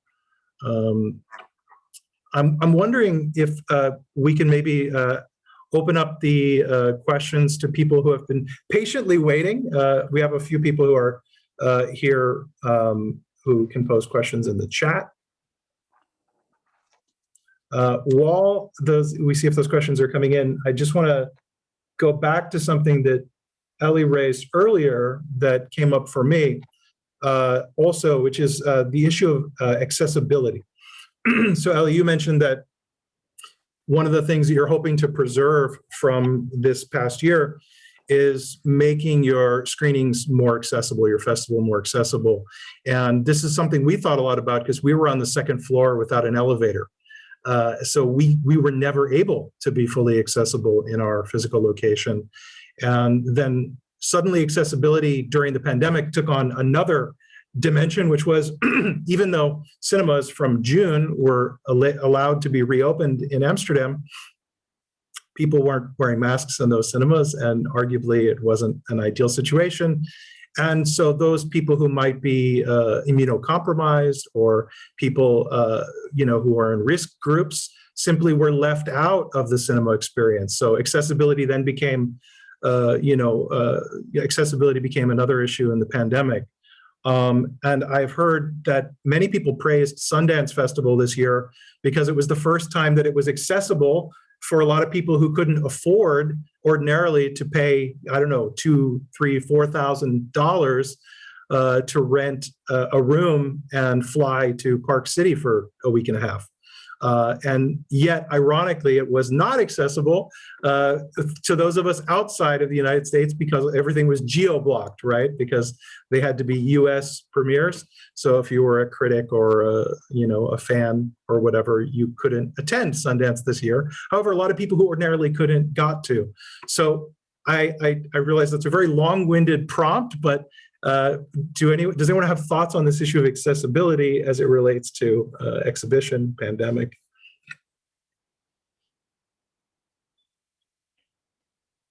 No. Camille, your hand is still. Oh, Christo, I see your hand. Yeah, I'm happy to talk on that, because that has been a big issue for us all the way through. Yeah. Whenever the conversation, which in the UK, because of where we are, we're based in the northeast, and so we've never actually been out of pretty much full lockdown since last March. We've had a very rough time. There's not at the point when most of the rest of the country was reopening, the northeast was under tier 3, so that meant cinemas couldn't reopen, for example. So there hasn't, but at the same time, there's been, because of the breadth of opinion around this topic, there's been a pressure from within to plan to reopen, and all the way through that, there's been a concern about accessibility. So in terms of how do you put on a screening event so that it's actually accessible to all of the different all of the different people who want to come and see it or who want to experience it. And we never quite settled on an approach, except to try and consider some sort of hybrid form, which would include live screening in a cinema space and streaming it at the same time, but all of these things we still haven't actually run a test yet because we haven't been out of the lockdown situation. But all the way through, I think this comes back to this idea of care, which has been something which we've been reflecting on throughout the year, is how do you embed or introduce that as a core value in your cinema experience? Because if it's perhaps until now it's been more focused around subculture or around commerce, or those have been the kind of overriding things, like in the mainstream or the art house. And so it feels like there's a new value which is to do with care, which is going to influence programming, the way that you screen, where you screen, and how you communicate to people. And those are my reflections. I mean, I was thinking about what Camille was talking about before, and thinking about my experiences of a solo experiences of going into the cinema, and the Roland Barthes idea of that, just that pure solo experience of exiting the cinema, which is just a deep pleasure. But at the same time, to me, because we're in a sort of post multiple crises situation, that kind of celebrating the atomized nature of urban life is like, and kind of finding freedom in it, it doesn't seem like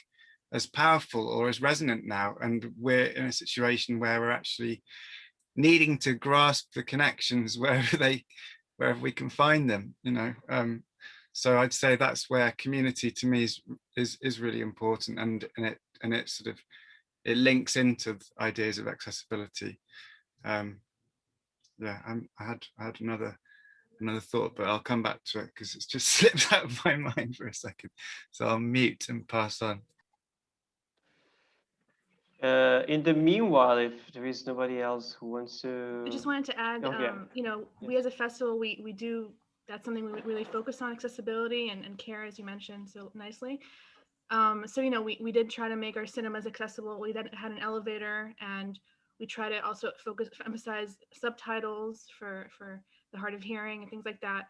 But there's always more. There's always like more to be done. And I think this experience really showed that like even people we thought could come to our fest cannot, you know, and so yeah, I just wanted to add that there's always more to do.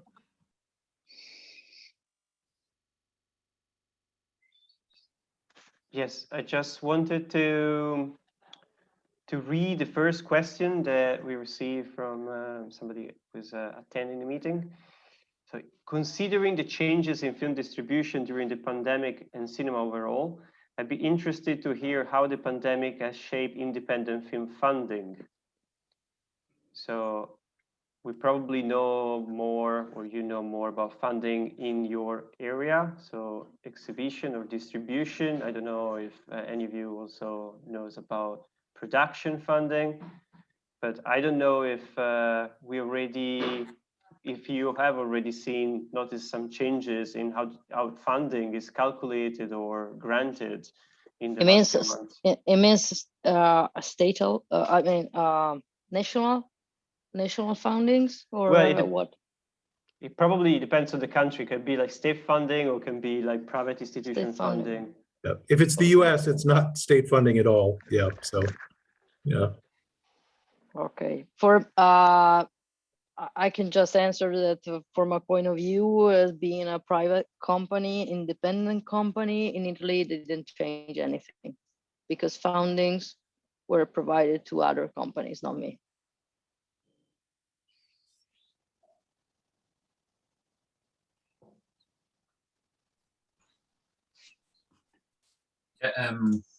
Yeah, no, just to do in Spain we had especially I think in Catalonia, in Barcelona, we've seen quite a lot of fundings and financial support from the government that normally were you had to prove, you know, when you had to present the funding, and then you had to present like a budget, etc. And then if you got granted the support, you had to prove that you made these activities, etc. And during 2020, a lot of these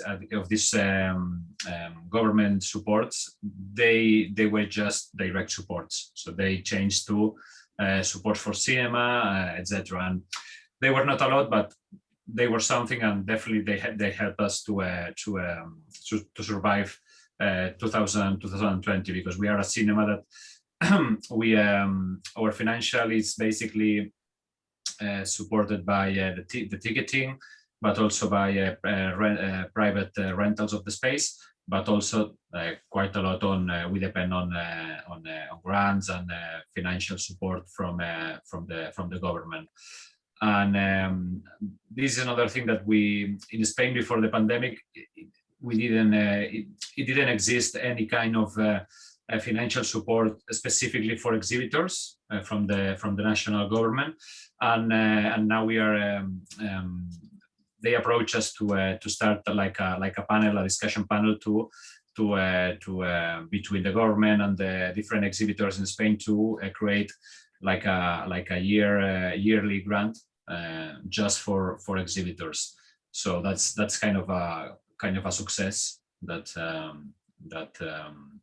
that exists, because before 2020 from the Spanish government it was nothing. It was no support at all for cinemas, and especially for independent cinemas there was nothing. So so now we I think in 2022 we are going to have like a grant for especially for independent cinemas. Yeah. Sorry, I saw what? Camille's hand as well. Oh, sure. Yeah. Yep. Camille, do you have a response? Your Yeah, hand. there's two things I'd like to say about government funding. As a independent small art house distributor, we have been receiving funding in the 25 odd years of our existence from two sides. One is from the Dutch Film Fund, and one is from media, the European media funding.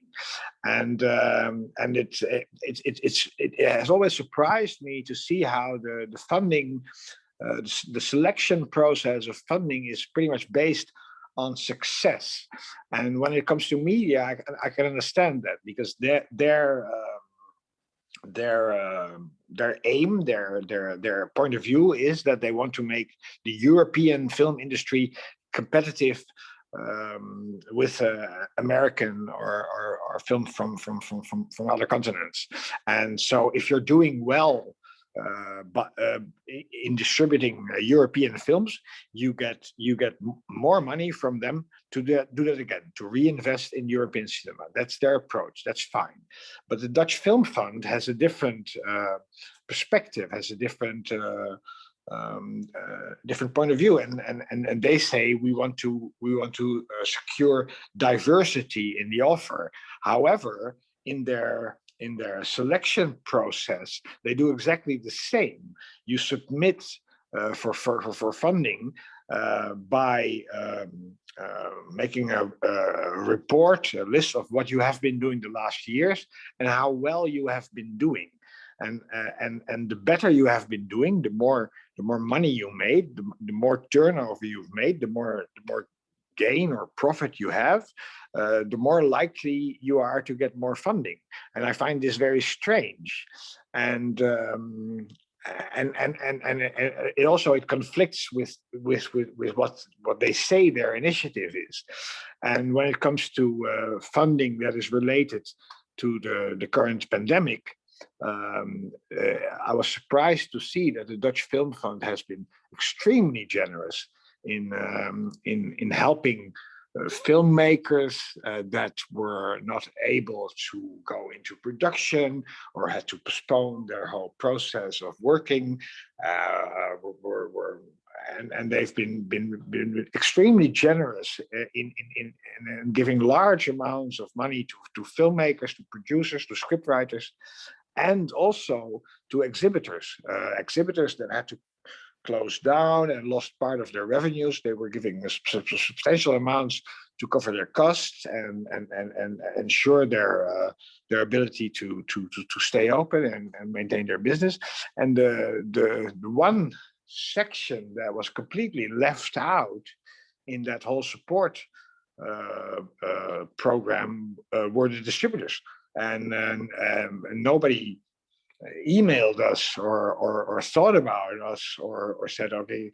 And it's funny, and it led me to believe that the distributors are a bit, we are sort of the wild boys, the entrepreneurs, the money makers. You know, we drive expensive cars and we make money on films that other people make, and the filmmakers are dedicated and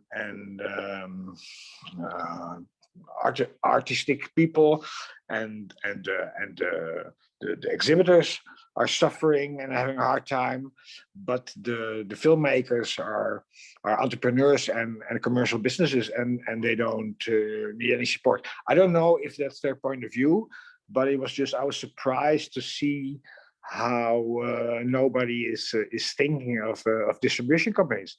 And I know, I mean, the Benelux is overpopulated with distributors. We have an insane amount for not enough screens, but I know of two companies that have closed down, and I think more are likely to follow. And it's just odd to see that in the whole range of the support for companies that are suffering from the pandemic, the distributors are not thought of. That's, I don't know. That's my contribution. Thank you. Thanks, Camille. Maybe we could There's a question that's sort of related, the second question here, sort of related to the first. Person says, pre-pandemic, I go to the local theaters once a week, repertory cinema, art houses, and multiplexes, all local. I can't go to Florence or Amsterdam every week to watch a movie. Suddenly, due to the pandemic, I have access to movies and shared experiences like damned social cinema that I didn't have before. Post-pandemic, as an audience member, I'd love to have both in-person and online cinema experience. As distributors and exhibitors, are having the physical cinema and online films compatible? So this is the question of, are we going to go forward with hybrid, or if the pandemic goes away, are we all going back to, we all going back to cinemas only? Seems to me that in a world where, like right now, virtual cinema doesn't make that much money, it seems difficult to, in my mind, for most venues to continue it because it is not a money generating resource. Maybe that's a more North American way of looking at things rather than European, but it just seems like a lot of energy is being expended upon it and no one's really like figured it out. So it would take someone really entrepreneurial or just someone with fortitude to want to refine virtual cinema in an era where IRL comes back. That just might be my take on it. And you, setting aside things like Netflix and Mubi, which have carved out their streaming world, right? But yeah, it seems difficult in my mind for a venue to continue the online thing as hard as people have been going on online, because it takes so much effort. And when IRL will take so much effort, it doesn't seem like there's enough resources to continue both. But I'm curious to hear what other people think. Yeah, Krista. I mean, I think part of this comes down to an issue of like how to develop trust between exhibitors and distributors, because, you know, and test out some experimental things, which I guess it requires, like, maybe that's hard when you've just invested loads of money in a film from a festival. It's, you know, you can't really be taking loads of crazy risks.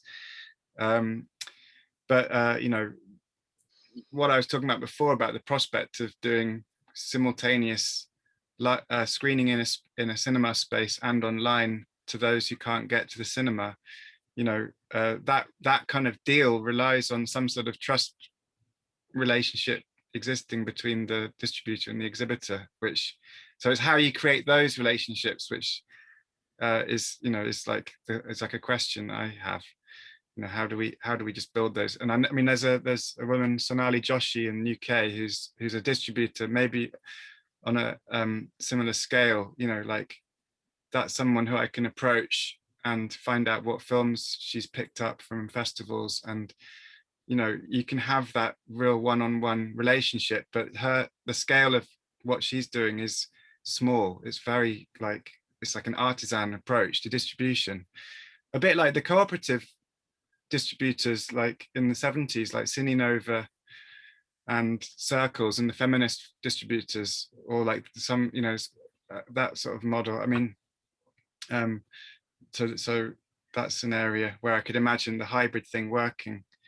But because of the dominance of people, of organizations like Mubi, I mean, there's a distributor, Second Run, who've got a Vimeo channel, and, you know, I've watched a few films from their catalog on Vimeo, but it's such a different type of consumption. And meanwhile, the high streets have been, you know, decimated by capital moving online rather than into, you know, and so the city space is being, this kind of disappear, you know, our ownership of the city space is also disappearing. And so exhibitors have that other responsibility, or, you know, we're also safeguarding space in cities, which is a really important topic, and we haven't obviously touched on that really. You know, what's the future of city space post-pandemic, let alone cinema? You know, that's another question. Say something? Yeah, please. Yeah, regarding this, I think yeah, it's a difficult question, but at the same time, I think is articulated in more than a level, because it really depends on the approach, on if you're talking about big companies or art house companies.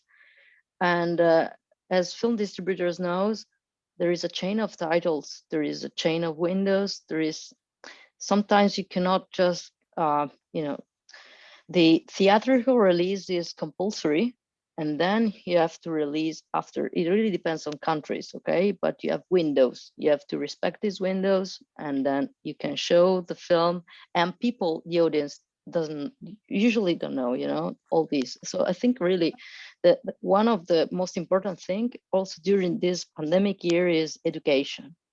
And sometimes I get the feeling that people really don't know that perhaps if you pay €5, €7, I don't know in your countries, but how this ticket is split between the chain, between exhibitors, between distributors, between producer, between director, etc.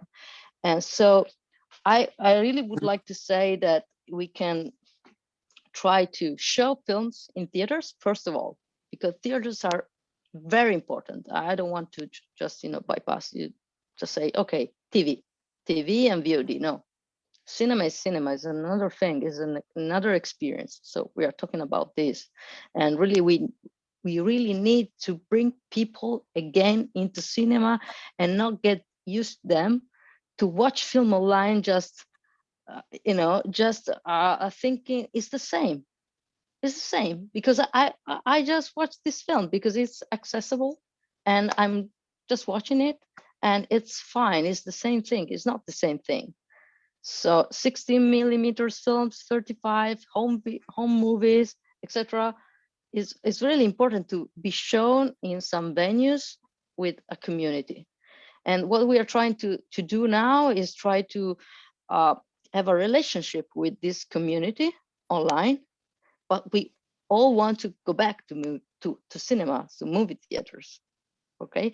And that's part of the education. So one of the things for me is, which is really, really important, is try to communicate how difficult, how hard it is to bring art house, independent, experimental films into theaters, what it means for exhibitors, what it means, because I know for exhibitors it's really hard to show films, independent films, because of course a blockbuster films brings more people, more audience, but you need to educate people, and that's also the role of a distributor, that is an entrepreneur, which is paying money to get a film. It's not just showing a film. It's paying a minimum guarantee. It's paying for distribution expenses. It's paying a lot of money. And when you can show these films, that's it's not a job, it's an invisible job.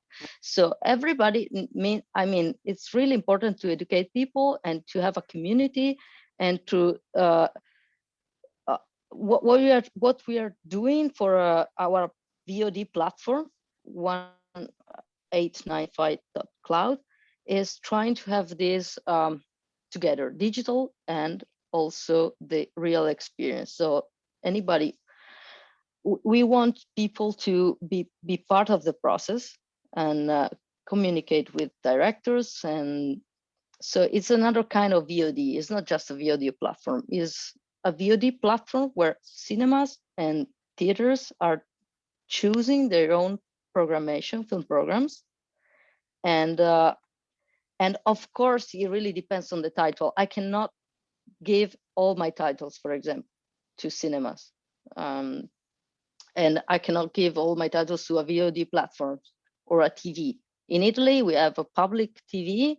If they acquire a film, maybe for 6 months, 1 year, 10 years, I don't know, it's blocked.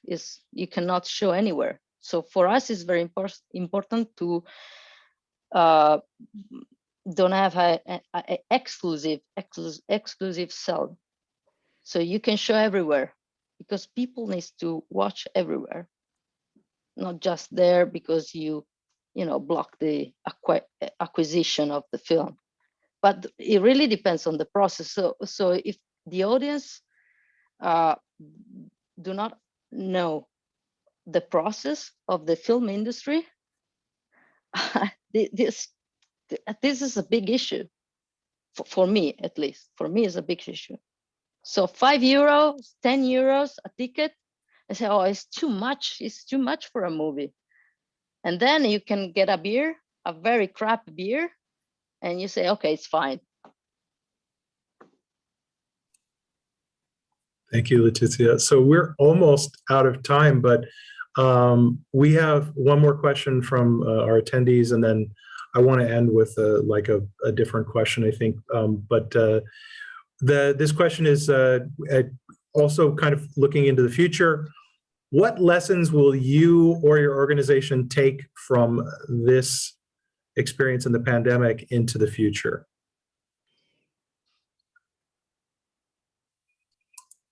Anyone have some thoughts on this one?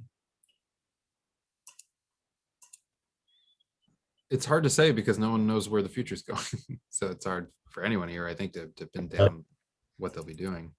But I don't know, for me, it's just continued faith in audiences. Yeah. But like Brett, you expressed some skepticism, for instance, that people will keep doing the online when cinemas reopen, but do you think that Museum of Home Video is going to leave Twitch once you can go back into a theater? Or do you think you're probably going to do both? We're going to do both because there's more shows than just mine on our channel. So that's one reason to keep doing it. Also, my live show will become the streamed show. We're going to film the live show, and you get to be in the studio audience for the streamed show.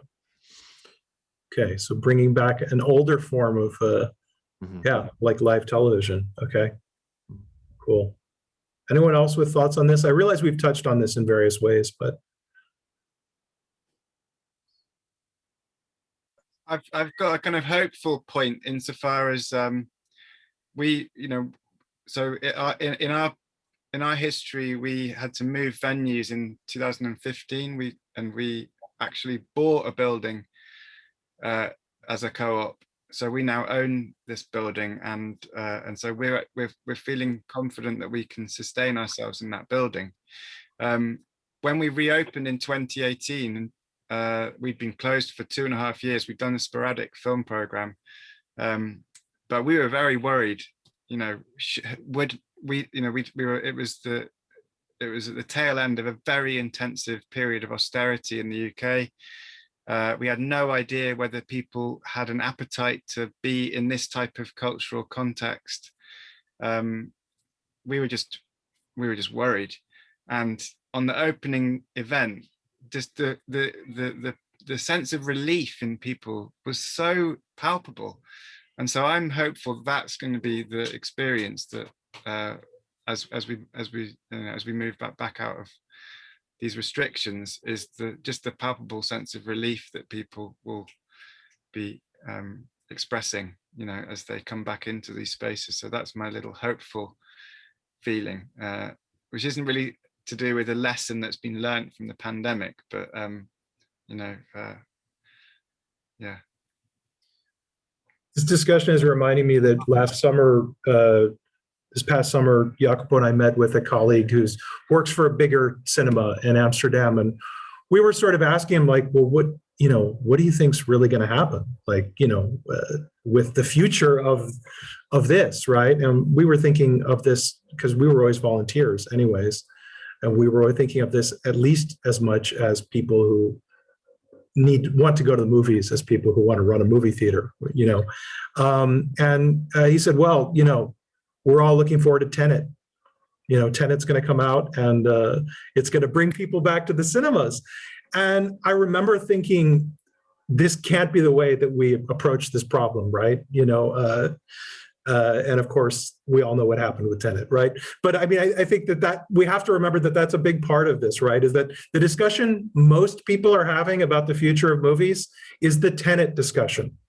It's the discussion about Netflix versus, the Pathé. And it's really unfortunate because if there is a future for movies, it's in enterprises like these ones, right? Smaller ones that are not primarily organized around commercial interests. And yeah, that's more or less what I felt when listening to you talk about this. Yeah, I think there's a really great book by Mireia Velez Serna called Ephemeral Cinema Spaces. I'd really recommend reading that book because she talks about the idea of like rebuilding cinema in the ruins, you know, so in a kind of, so you know, that's we're engaged in a process of rebuilding, which then I don't think the pandemic will. True, I second the recommendation. Also, she starts by saying something like, I don't care about cinemas. She starts like, I don't care about the right. It's not about the right, it's about what happens when you do it, when you bring cinemas in unexpected places and but with people. So it's not a church, but it's like the people that go there. Okay. Maybe so maybe in focusing on that optimism, I was going to ask, what do you miss most about going to the movies? But maybe I could reframe it. What do you most look forward to about this hypothetical future where we can go back to the movies?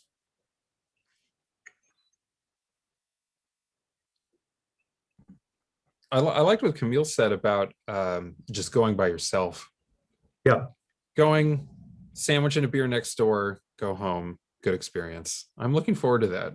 Because as much as we're all going to see our friends and family and people we know, the ability to just go out in public by oneself and have a good time and then go home. But you would never sneak in that beer and sandwich, would you, Brett? Me? No. I look forward to go to the cinema without the mask, which is really it's a horrible experience. But yeah. I think that I really like also the idea of going alone to the cinema, because if you're going alone to the cinema, it's even if you go alone, you feel part of that community or that shared experience.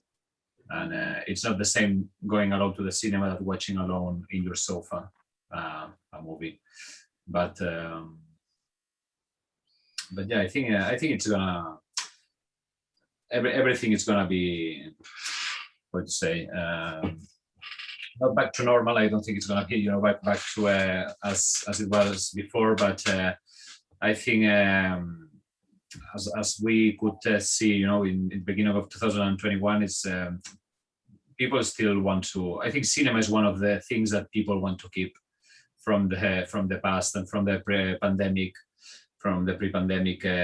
world. I think it's you can tell that people want to survive. So I think it's gonna be fine eventually.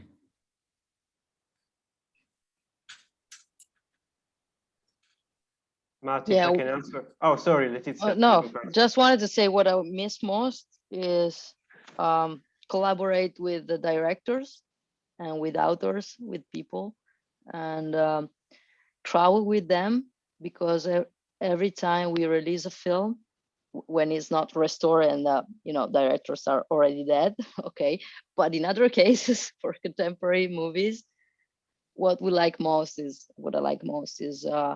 get in touch and have a good relationship with people that work in the film and try to bring them in movie theaters. And this is the best experience that I have. And this is also why I think I'm doing this job, because I reach my personality, and I try to a better person and learn a lot also from what the community, what the audience, and what the exhibitors also say to directors, what they it's really something I miss in this moment, and the online experience is not, it's not the same. As a festival organizer, director, I miss like kind of taking a chance on a film and not knowing how the audience will actually react, and then just like waiting for them to come out in the lobby and like a look of shock or a look of just like inspiration or something, and then just like asking them like, what are you thinking right now, and talking about it. That's the conversation is what I miss. Yeah. Camille, see your hand. Yeah, what I miss most personally, from my perspective, is the traveling and the festivals and meeting people exactly like you, and having these little chats in between films, running to the next, and what did you see, and how do you feel about that, and then maybe later having a beer and talking about that film again. But that's for me personally. But for what is more important for me about the ending of the pandemic is what I miss for the other people. But what I want most is for other people to be able to go back into the cinema again, to buy tickets and see a film there. And I want everybody to be able to do that. And it's so painful that is just not part of life now, like for 17 million people here, and your countries are bigger, but all over the world people are sitting at home and they don't know what to do, and they wish they could go out and go see a movie as one of the other things, or have beers with people or whatever. But so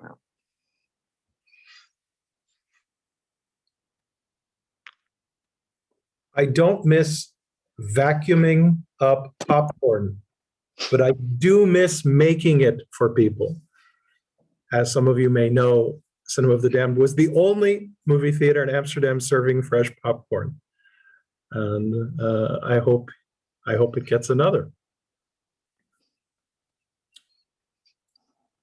Yeah, I wanted to give like a somewhat silly answer, which was I miss going to cinema to watch a bad movie somebody else chose, because I cannot stand anymore choosing my own movies that I watch, obsessing on what I'm missing, like what I have to watch, what's urgent, relevant, and blah, blah, blah. I want somebody else to take that away from me and show me something. That was mine too. What are you guys doing I'm tomorrow really night? looking forward to letting someone else make my programming decisions. And especially, like, I'm not a person who ever really walks out of theaters. So getting rid of the choice for me to change the channel or turn it off, I've really missed that. And then also going to the cinema feeling like an accomplishment rather than something non-active or not there as it is kind of now. It's just too passive.